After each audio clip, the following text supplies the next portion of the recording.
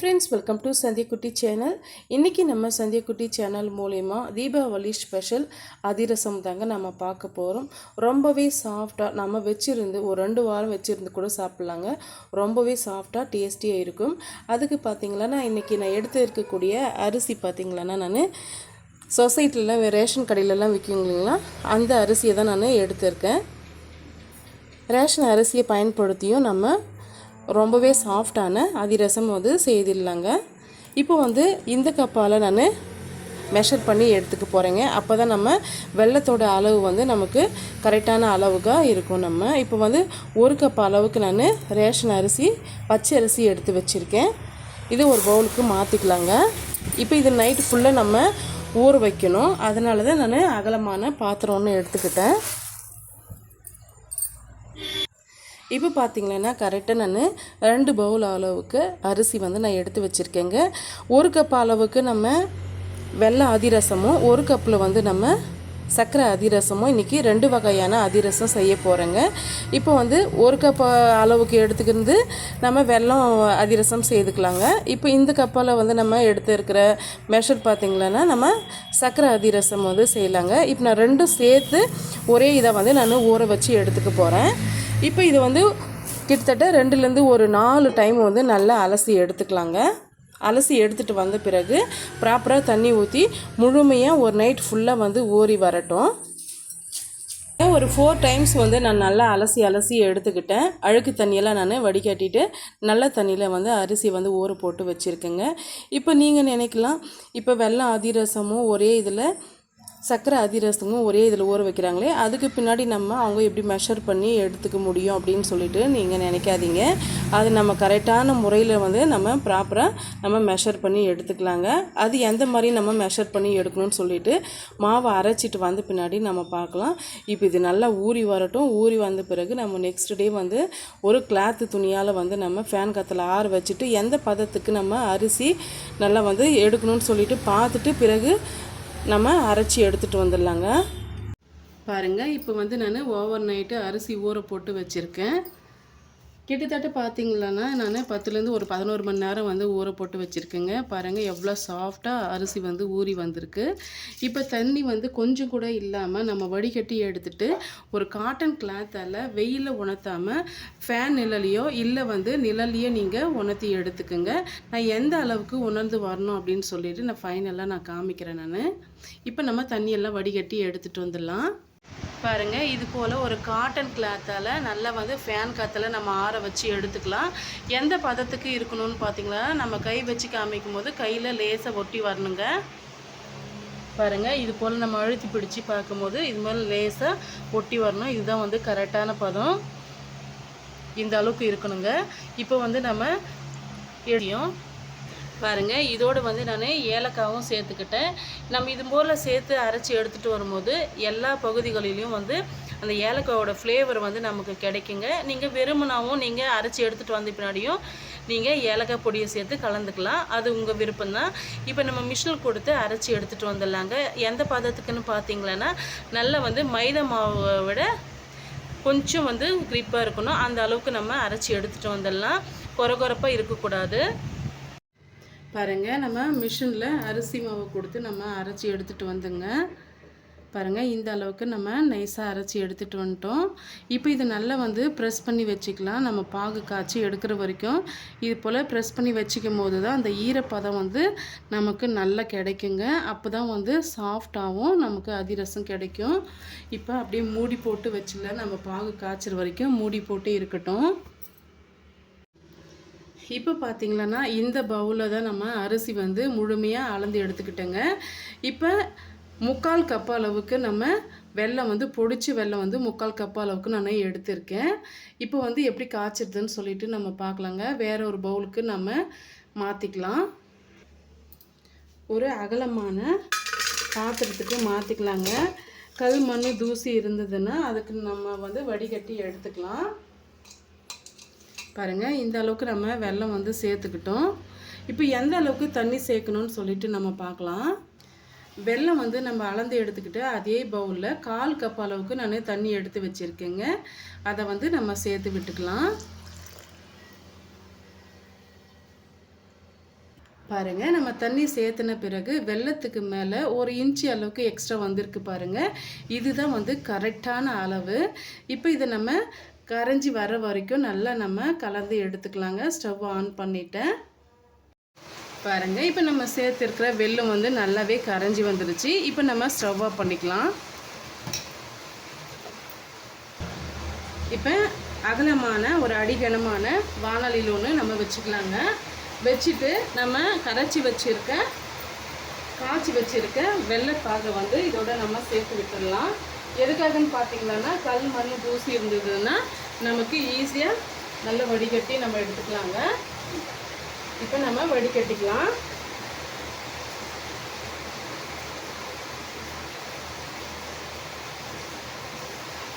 ஒருவேளை உங்ககிட்ட நயமான வெல்லம் இருந்ததுன்னா நீங்கள் அப்படியே டைரெக்டாக பயன்படுத்திக்கலாங்க.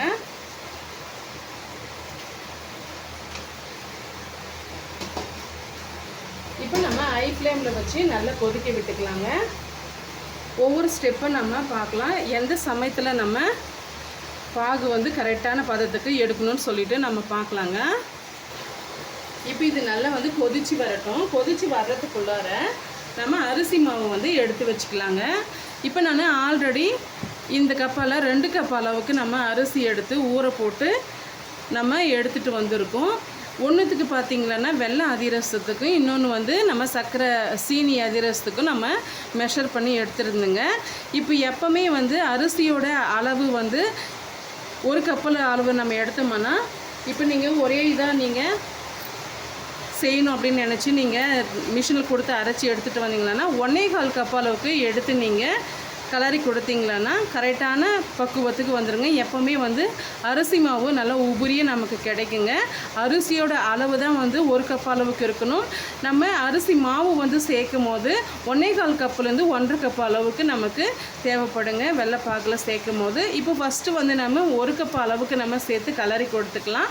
சப்போஸ் நமக்கு அதிகமாக தேவைப்பட்டதுன்னா நம்ம இன்னும் எக்ஸ்ட்ரா மாவு எடுத்து கூட கலரி கொடுத்துக்கலாங்க. கிட்டத்தட்ட 1.25 கப் அளவுக்கு தேவைப்படும். இப்போ ஃபஸ்ட்டு வந்து நம்ம பாகு காய்ச்சிடலாம்.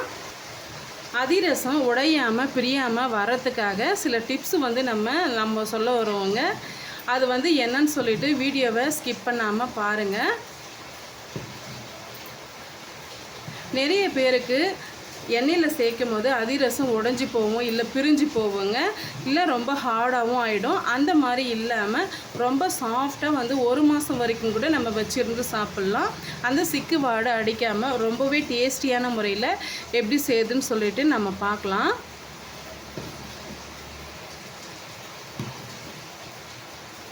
இப்போ ஃபஸ்ட்டு வந்து நம்ம இது ஒரு அளவுக்கு நல்லா கொதிச்சு வரட்டும். இப்போ கொஞ்சமாக நம்ம தண்ணி எடுத்து அதில் நம்ம பாக விட்டு பார்த்தோம்னா அந்த கன்சிஸ்டன்சி தெரியும் பாருங்கள். அப்படியே கரைஞ்சி போன மாதிரி வருது. இது வந்து கரெக்டான பக்குவம் கிடையாது. இப்போ இன்னுமே இது நல்லா கொதிச்சு வரட்டுங்க. இப்போ பாருங்கள், ஒரு 2-3 செகண்டுக்கு அடுத்து நம்ம திரும்பவும் சேர்த்து பார்க்குறோம். கொஞ்சமாக பாகு எடுத்து தண்ணியில் சேர்த்து பாருங்கள். இப்போ பாருங்கள், இப்போவுமே வந்து கரைஞ்சி போகுது, கையில் வந்து பிடிக்க வரல. இப்போ இன்னுமே வந்து இது நல்லா பாகு வந்து நம்ம காய்ச்சணுங்க. எந்த ஸ்டேஜில்னு சொல்லிட்டு நம்ம பார்க்கலாம். இன்னும் வந்து ஒரு 2-3 செகண்ட்லேயே பாகு நல்லா நமக்கு செட் ஆகிட்டு வந்துடும். அது வரைக்கும் நம்ம மீடியமான ஹீட்டில் வச்சுக்கலாங்க. திரும்பவும் ஒரு முறை நம்ம செக் பண்ணி பார்த்துக்கலாங்க.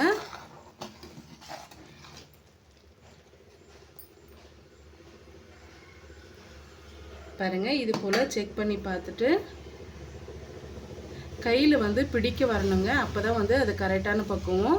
ரொம்பவும் உருண்டு திரண்டும் வரக்கூடாது, ஓரளவுக்கு சுருண்டு வரணும்.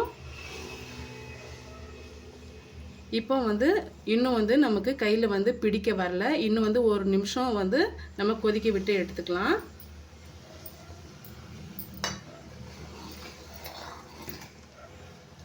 திரும்பவும் நம்ம செக் பண்ணி பார்த்துக்கலாங்க.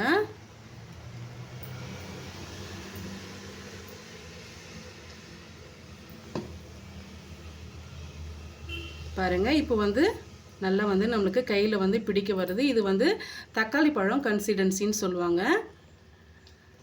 இப்போ வந்து சிம்மில் வச்சுக்கலாம். ஆனால் ஹீட்லேயே தான் இருக்கணும். இந்த ஸ்டேஜில் வந்து சிம்மில் வச்சுட்டு நான் வந்து அதிரசம் பிரியாமல் வரதுக்காக சில ட்ரிக்ஸ் வந்து நான் சொல்கிறேன்னு சொல்லியிருந்தேன். இப்போ வந்து 1 டீஸ்பூன் அளவுக்கு நம்ம நல்லெண்ணெய் வந்து ஆட் பண்ணிக்கலாங்க. நல்லா சாஃப்டாக வர்றதுக்காக 1 டீஸ்பூன் அளவுக்கு நல்லெண்ணெய் ஆட் பண்ணிக்கலாம்.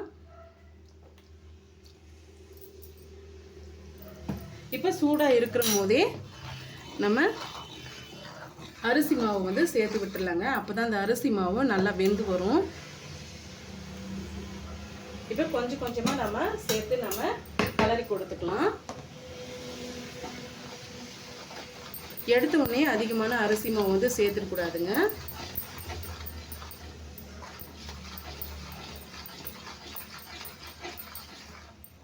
பாருங்க, இது கூட வந்து ஒரு முக்கியமான இன்க்ரீடியன்ஸ் வந்து நான் சேர்க்குறேன்னு நான் சொல்லியிருந்தேன். அந்த சூடுலேயே வந்து ஒரு 3 டீஸ்பூன் அளவுக்கு கடலை மாவு எடுத்து வச்சுருக்கேன், சேர்த்து விட்டுக்கலாம். இது எதுக்காகன்னு பார்த்தீங்களன்னா பிரிஞ்சு வராமல் நமக்கு நல்ல ஒரு கோட்டிங் நமக்கு தருங்க. இப்போ வந்து 1 டீஸ்பூன் அளவுக்கு நெய் வந்து ஆட் பண்ணிக்கலாம். அவ்வளோதாங்க. இப்போ நான் சொன்ன அளவுகள் பார்த்தீங்களன்னா நம்ம 1 கப் அளவுக்கு அரிசி மாவு எடுத்து வச்சுருந்தோம் இல்லைங்களா, எனக்கு கிட்டத்தட்ட வந்து 1.5 கப் அளவுக்கு அரிசி மாவு வந்து தேவைப்பட்டதுங்க. நம்ம ரெண்டுத்துக்கும் சேர்த்து வந்து நம்ம அரைச்சி எடுத்துகிட்டு வந்ததுனால 1.5 கப் அளவுக்கு அரிசி மாவு எனக்கு தேவைப்பட்டது. இந்த அளவுக்கு நம்ம நல்லா மிக்ஸ் பண்ணி வச்சுக்கிட்டுங்க. இது அப்படியே வந்து இருக்கட்டும். பாருங்கள், நம்ம செய்திருக்க வெள்ளை அதிரசம் மாவு வந்து நல்லாவே செட் ஆயிடுச்சு வந்துச்சு பாருங்கள். இப்போ இந்த மேல் மாவு வந்து காஞ்சி வராமல் இருக்கிறதுக்காக தான் நம்ம நெய் வந்து அப்ளை பண்ணி வச்சுருந்தோம். இப்போ வந்து இந்த சைடை வந்து கொஞ்சமாக நீங்கள் மாவு எடுத்துக்குங்க. எடுத்து நல்லா வந்து உருண்டைகளாக இது போல் நம்ம சேர்த்து எடுத்துக்கலாம். நீங்கள் வாழை இலையோ அப்படி இல்லைன்னா வந்து கவரை வச்சு நம்ம தட்டி எடுத்துக்கலாங்க. இப்போ நான் வாழை இலையை நான் பயன்படுத்திக்க போகிறேன். கொஞ்சமாக வந்து நெய் வந்து அப்ளை பண்ணிக்கலாம், கீழே வந்து ஒட்டி வராமல் இருக்கிறதுக்காக. இப்போ நம்ம உருண்டைகளாக செய்து வச்சுருக்கேன் வெள்ளை அதிரசம் மாவு வந்து நம்ம சேர்த்து விட்டுக்கலாங்க. இது போல் கைகளாலையும் சேர்த்து விட்டுக்குங்க. அப்படி இல்லைன்னா வந்து பாருங்கள், இது போல் ஃப்ளாட்டான ஒரு பிளேட் எடுத்துகிட்டு நல்லா நம்ம ப்ரெஸ் பண்ணி விட்டோம்னா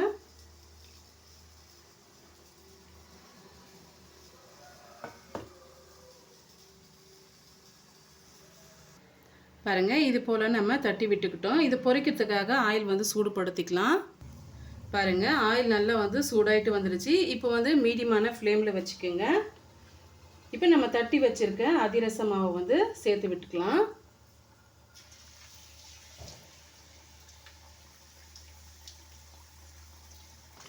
இப்போ நம்ம எந்த தொந்தரவும் பண்ணக்கூடாதுங்க. அதுவே வந்து மேலே எலும்பி வரணும், அது வரைக்கும் நம்ம அப்படியே விட்டுடலாம்.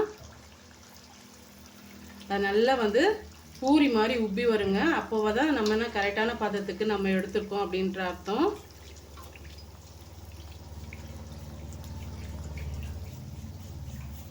பாருங்கள், நல்லா உப்பி வந்துடுச்சு. இப்போ வந்து நெக்ஸ்ட் பக்கம் வந்து திருப்பி போட்டுக்கலாம். பாருங்கள், பபுள்ஸ் எல்லாம் முழுமையாக அடங்கி வந்துடுச்சு. இந்த ஸ்டேஜில் நம்ம எடுத்து இன்னொரு கரண்டி மேலே வச்சு நல்லா இது போல் நீங்கள் ப்ரெஸ் பண்ணி எடுத்தீங்களான்னா எக்ஸஸாக இருக்கிற அந்த எண்ணெயெல்லாம் வந்து நம்ம வடித்து எடுத்துடலாம். அதிக நேரம் விட்டிங்களானோம்னா ஹார்ட் ஆகிடுங்க. அதனால் வந்து போட்டு அந்த பபுள்ஸ் அடங்கின உடனே நம்ம எடுத்துடணும். பாருங்கள், இதே போல் எல்லா வெள்ளை பணியாரமும் நம்ம செய்து முடிச்சுட்டு பிறகு வந்து அந்த சர்க்கரை பணியாரமும் எப்படி வந்து வந்திருக்குன்ட்டு நம்ம பார்க்கலாம். இப்போ பாருங்கள், சர்க்கரை பணியாரம் எப்படி செய்யுதுன்னு சொல்லிட்டு பார்க்கலாங்க. அதுக்கு ஒரு மிக்சிங் பவுல் ஒன்று எடுத்து வச்சுட்டுங்க. இந்த கப்பால் தான் நம்ம 1 கப் அளவுக்கு அரிசி அளந்து எடுத்துகிட்டு வந்தோம். இப்போ அரைச்சி எடுத்துகிட்டு வந்துட்டேங்க. இப்போ நான் 1/2 கப் அளவுக்கு நான் சுகரை எடுத்து வச்சுருக்கேன். இதுக்குமே வந்து நீங்கள் 3/4 கப் அளவுக்கு தாங்க வந்து சுகர் ஆட் பண்ணணும். நம்ம இப்போ வெல்லத்துக்கு அரிசி மாவு எடுத்துருக்கிறதுனால நான் 1/2 கப் அளவுக்கு நான் சேர்த்துக்கிறேன். இப்போ வந்து தண்ணி ஆட் பண்ணிக்கலாங்க. பாருங்கள், 1/4 கப்பை விட கொஞ்சம் நான் குறைவாக வந்து தண்ணி ஆட் பண்ணிக்கிறேன். இப்போ நம்ம ஸ்டவ் ஆன் பண்ணிக்கலாம்.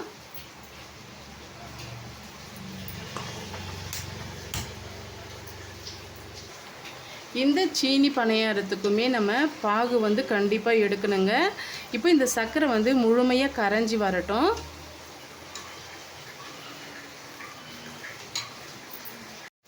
பாருங்கள், நம்ம சேர்த்துருக்கிற சர்க்கரை வந்து முழுமையாக கரைஞ்சி வந்துருச்சு. இப்போ இந்த ஸ்டேஜில் நம்ம வேறு ஒரு கடாய்க்கு நம்ம மாற்றிக்கலாம், வடிகட்டிட்டு எடுத்துக்கலாங்க. இப்போ நம்ம ஒரு சன்னியை வச்சு நம்ம வடிகட்டிக்கலாங்க. சப்போஸ் வந்து சர்க்கரையில் தூசு மண் இருந்ததுன்னா நம்ம வடிகட்டி எடுத்துக்கலாம். பாருங்கள், நல்லா கொதிச்சு வந்துட்டு இருக்கு. இந்த ஸ்டேஜில் நம்ம பாகு பதம் வந்து சரி பார்த்துக்கலாங்க. இப்போ கொஞ்சமாக நம்ம தண்ணி எடுத்து இந்த பாகை விட்டு பார்க்கலாம். இப்போ மீடியமான ஹீட்டில் வச்சுக்குங்க. இது போல் நம்ம பிடிக்கும் போது கைகளில் வந்து பிடிக்க வரணும். பாருங்கள், நல்லாவே வந்து பிடிக்க வருது. இப்போ வந்து நம்ம சிம்மில் வச்சுக்கலாம். சிம்மில் வச்சுட்டு மாவு வந்து கலந்து விட்டுடலாங்க. கலக்கிறதுக்கு முன்னாடி 1 டீஸ்பூன் அளவுக்கு நம்ம நெய் வந்து ஆட் பண்ணிக்கலாம். அப்போ தான் நமக்கு சாஃப்டான சர்க்கரை பணியாரம் வந்து நமக்கு கிடைக்கும். இப்போ கொஞ்சம் கொஞ்சமாக நம்ம மாவு சேர்த்து மிக்ஸ் பண்ணி விட்டுக்கலாங்க.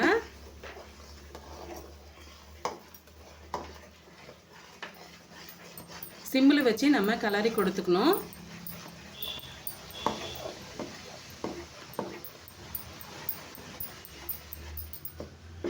எடுத்த உடனே அதிகமான மாவு வந்து சேர்த்து விட்டுக்கூடாதுங்க. கொஞ்சம் கொஞ்சமாக நம்ம சேர்த்து பெசரி கொடுத்துக்கலாம். இந்த ஸ்டேஜில் உங்களுக்கு எள்ளு சேர்க்கறதுக்கு விருப்பம் இருந்ததுன்னா நீங்கள் எள்ளு கூட ஆட் பண்ணிக்கலாங்க.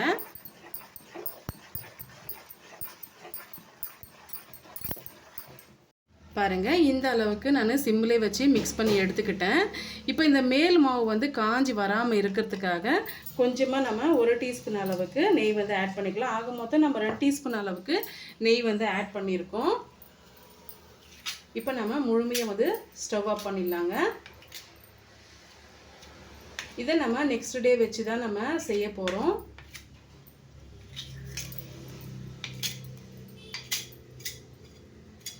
இப்போ நம்ம சேர்த்திருக்கிற நெய் வந்து ஸ்ப்ரெட் பண்ணி விட்டுடலாங்க.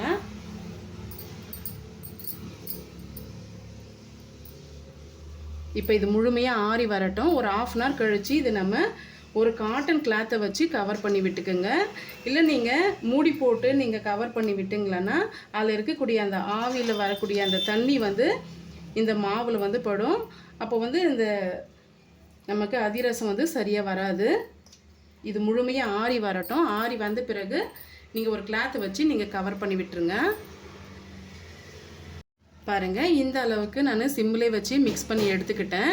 இப்போ இந்த மேல் மாவு வந்து காஞ்சி வராமல் இருக்கிறதுக்காக கொஞ்சமாக நம்ம 1 டீஸ்பூன் அளவுக்கு நெய் வந்து ஆட் பண்ணிக்கலாம். ஆக மொத்தம் நம்ம 2 டீஸ்பூன் அளவுக்கு நெய் வந்து ஆட் பண்ணியிருக்கோம். இப்போ நம்ம முழுமையாக வந்து ஸ்டவ் ஆஃப் பண்ணிடலாங்க. இதை நம்ம நெக்ஸ்ட் டே வச்சு தான் நம்ம செய்ய போகிறோம்.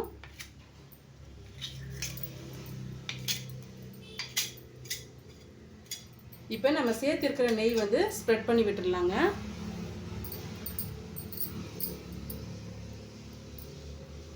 இப்போ இது முழுமையாக ஆறி வரட்டும். ஒரு 1/2 hour கழித்து இது நம்ம ஒரு காட்டன் கிளாத்தை வச்சு கவர் பண்ணி விட்டுக்குங்க. இல்லை நீங்கள் மூடி போட்டு நீங்கள் கவர் பண்ணி விட்டுங்களன்னா அதில் இருக்கக்கூடிய அந்த ஆவியில் வரக்கூடிய அந்த தண்ணி வந்து இந்த மாவில் வந்து படும். அப்போ வந்து இந்த நமக்கு அதிரசம் வந்து சரியாக வராது. இது முழுமையாக ஆறி வரட்டும். ஆறி வந்த பிறகு நீங்கள் ஒரு கிளாத்தை வச்சு நீங்கள் கவர் பண்ணி விட்டுருங்க. இப்போ பாருங்கள், சீனியில் செய்யக்கூடிய அந்த சர்க்கரை பணியாரம் வந்து இப்போ நம்ம செய்யலாம். அதுக்கு ஒரு கவர் ஒன்று வச்சுக்கிட்டுங்க. அதுக்கு மேலே கொஞ்சமாக நம்ம நெய்யோ ஆயிலோ வந்து அப்ளை பண்ணிக்கலாம்.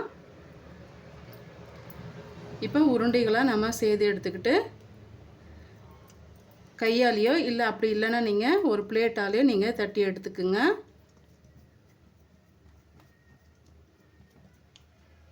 இந்த அளவுக்கு நம்ம தட்டி எடுத்துக்கிட்டோம். எவ்வளோ சாஃப்டாக இருக்குது பாருங்கள். இப்படி தான் இருக்கணும். ரொம்ப தின்னாகவும் இல்லாமல் ரொம்ப திக்காகவும் இல்லாமல் இருக்கணுங்க. பாருங்கள், இது போல் நம்ம தட்டி எடுத்துக்கிட்டோம். இது பொரிக்கிறதுக்காக ஆயில் வந்து நம்ம சூடுபடுத்திக்கலாம். நம்ம எல்லா வெள்ளை அதிரசமும் செய்து முடிச்சுக்கிட்டுங்க. இப்போ ஃபைனலாக வந்து நம்ம சர்க்கரையில் செய்யக்கூடிய சீனி அதிரசம் தான் நம்ம இப்போ பார்த்துட்ருக்கோம். இப்போ வீடியோக்காக நான் 1, 2 மட்டும் நான் போட்டு காமிச்சிட்டு ஃபைனலாக நம்ம பார்க்கலாங்க. பாருங்கள், எண்ணெய் நல்லா காஞ்சி வந்துருச்சா இல்லைன்னு சொல்லிட்டு நம்ம செக் பண்ணி பார்க்கறதுக்காக கொஞ்சமாக நம்ம மாவு எடுத்து அதில் விட்டு பார்க்கலாம். எப்போவுமே வந்து மாவு எடுத்து விடும்போது ரவுண்ட் ஷேப்பில் விடக்கூடாதுங்க. இது போல் நீங்கள் தட்டிட்டு தான் சேர்க்கணும். அப்படி இல்லைன்னா வெடித்து வரதுக்கு வாய்ப்பு இருக்குது. இப்போ நம்ம சேர்த்து பார்க்கலாங்க. பாருங்கள், எண்ணெய் வந்து நல்லாவே காஞ்சி வந்துருச்சு. இப்போ நம்ம தட்டி வச்சுருக்க பீஸை வந்து அப்படியே சேர்த்து விட்டுக்கலாம்.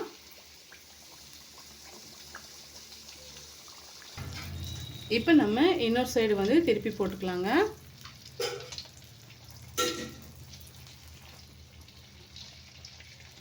பாருங்கள், நல்லா வந்து பூரி மாதிரி உப்பி வருது பாருங்கள்.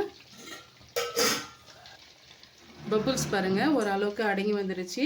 இந்த ஸ்டேஜில் நம்ம எடுத்துக்கலாம்.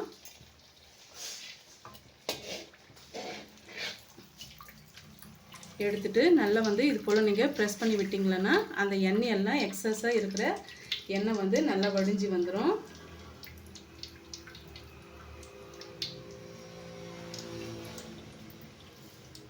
அவ்வளோதாங்க. இதே போல் எல்லா பீஸுகளையும் நம்ம போட்டு எடுத்துட்டு பிறகு நம்ம பார்க்கலாம். பாருங்கள், எல்லா சீனி சர்க்கரை பணியாரமும் நம்ம செய்து எடுத்துக்கிட்டோம். ரொம்பவே சாஃப்டாக நமக்கு கிடச்சிருக்கு. நான் சொன்ன அளவுகளோடு நீங்கள் செய்து பாருங்கள். இதை நம்ம அப்படியே ஸ்டோர் பண்ணி வச்சுருந்தோம். ஒரு 1 மந்த் வரைக்கும் கூட வச்சுருந்து சாப்பிட்லாம். ரொம்பவே டேஸ்டியாக இருக்கும். பாருங்கள், வெள்ளை அதிரசமும் நம்ம செய்து எடுத்துக்கிட்டோங்க. என் பொண்ணு பார்த்தீங்களான்னா ரவுண்ட் ஷேப்பில் இந்த உளுந்து வடை மாதிரி வேணும் அப்படின்னு சொல்லிட்டு சொன்னாங்க. அதனால் அவங்க இஷ்டம் போல் வந்து செய்து எடுத்துக்கிட்டோன்னு சொல்லிட்டு அதுவும் மாதிரி நம்ம செய்து எடுத்துக்கிட்டோம்.